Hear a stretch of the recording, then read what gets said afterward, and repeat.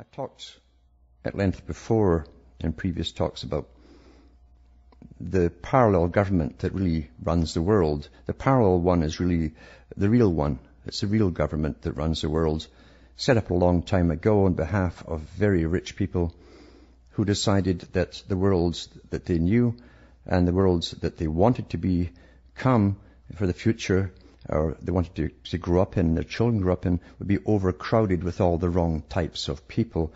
And they came out in the 1800s en masse, at least a lot of front groups, to do with eugenics. Even magazines they put out in the early 1900s by the Rockefellers and others with the perfect American families, with the right size skulls, the right kind of noses and teeth and IQ and all the rest of it, meaning that the rest of the people out there were of the wrong kind of families, the low breeders, the useless eaters as they call them. And we tend to take this with a pinch of salt because we cannot believe as ordinary people that monsters live in our midst. It's okay to see the low-grade monster down below, the serial rapist or whatever, or murderer, or the guy who ends up in prison because he smashes the windows of jeweler shops. But we don't realize that we have the same thing at the very, very top. At the very top, remember, you have inbred people, wealthy families that have really scraped their way to the top, killed their way to the top, by every means possible, actually, destroyed many in the process to get up there. That's what power is, and that's what the insatiable desire for power happens to be. Psychopathic people with intelligence go for these kind of things. They get up to the top. They know how to manipulate everybody else around them to do their work for them. And they're very charming people. So when the ones at the top, the ones who are ultra rich in this world, who own the food supplies of the world, they own the international monetary system of the world, they shift around billions of dollars each per day on the stock market. They can sink countries or raise countries up overnight. When they form a government, a parallel government, with many branches of it specializing in different areas of society, you better take them for serious, because they mean what they say. And they set up all these big clubs, as they call them. Initially, they were called clubs, to plan the future, to decide what kind of future would come into play, not just in one country, but across every country in the world. Depopulation was one of their main targets, because they decided that the lesser types would outbreed the better types. And no one said it better in one of his books, but Charles Galton Darwin in the 1950s, a descendant of Charles Darwin. And he talks about the need to get rid of all these fast-breeding useless eaters, basically. Well, they don't say these things, as I say, without meaning it. They don't just go to the Club of Rome and other specialized clubs and foundations that they set up to plan the world, to come up with the ideas without the implementation of these ideas. And how did they get these ideas implemented? They set up clinics across the planet under different guises and names, often under the terms family, family planning, and so on. And the real idea is to abort and sterilize across the world as much as possible. And this all comes under sustainable development. That's what they mean by sustainable development. Bring down the population using war, famine, plague, etc. And this has been discussed, using plague and famine to make it happen if the public couldn't be trained to have less children. Well, the reality is, in the Western world, the countries listened since the early 20th centuries onwards, and their populations plummeted, in fact. The only reason there's mass immigration into all the Western countries is because the politicians say there's not enough children from the offspring of those countries who will grow up to work and pay off the national debt. And I'm not kidding about that. Margaret Thatcher said that. That's the reason they give to us for wide open immigration policies.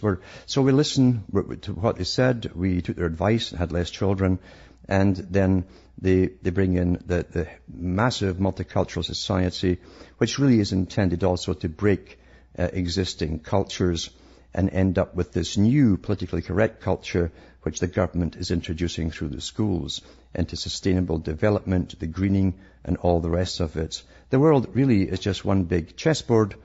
The only thing wrong with it is most folk don't know they're on it.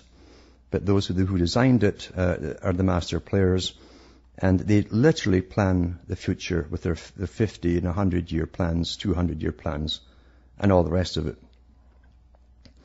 Now, the Club of Rome, as I've said before, is one of the specialized branches they were given the task of finding a way to unite the world against a common threat. And they discussed all means to do so. You can go back into the writings of John Dewey, who was the guy responsible for setting up the American, if you want to call it, education system. But John Dewey, in 1917, greeted the Japanese delegation to the U.S., and he gave a speech there where he talks about if only we had an invasion from outer space. This is the first time this was used publicly that we know of. He said then the whole world would have to come together to fight this common problem.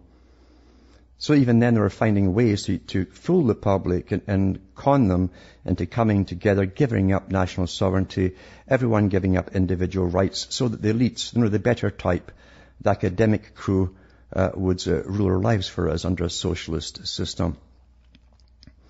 That saying was repeated by many other players in this game. Ronald Reagan, Lester B. Pearson of Canada, same speech basically.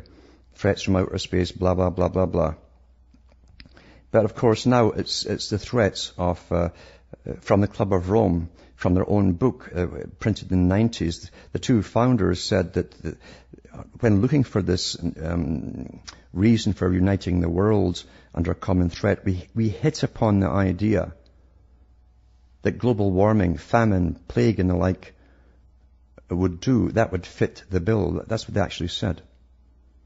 And so when they say things like that, then they actually make it happen. They put it into the agendas of schooling. It's in movies, it's in novels, sustainability, global warming, all the rest of it, to make us really behave and yield our rights to self-determination and put our hands in government agencies and specialists who will eventually decide who will breed and who will not breed, because we're almost at that stage now. A very good plan. It took a long time to pull it off, but they pulled off longer plans than this. As I say, since they came up with that one in the 1970s. And these guys really do hate the ordinary people. They really hate them with a passion. They need them in times of production for war, as they were building up, especially the U.S. They needed production, heavy equipment, lots of workers in factories. And they needed it to supply the world with a world army to make the rest of the countries come under this so-called world of democracy, as they keep calling it, which seems to appear ever evident that democracy today means giving up all your rights and freedoms, because they still call the US, Canada and Britain democracies. But you have to go into the history of these characters and these fanatics, and they're all appointees. All these big players are appointees. The hard fanatics are appointees to every government in the Western world now. These guys were all in the Communist League not so long ago.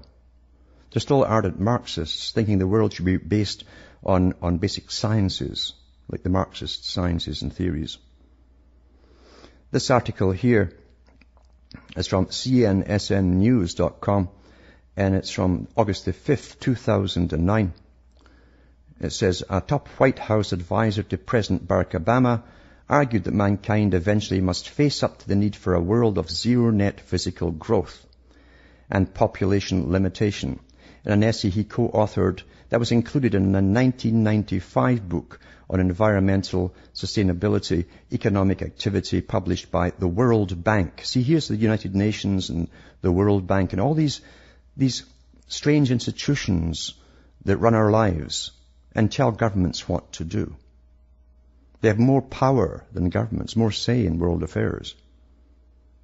This is the real parallel governments that Professor Carl Quigley was talking about, with all of his members being Council on Foreign Relations, Royal Institute of International Affairs, and so on, the guys who set up the World Bank and the United Nations.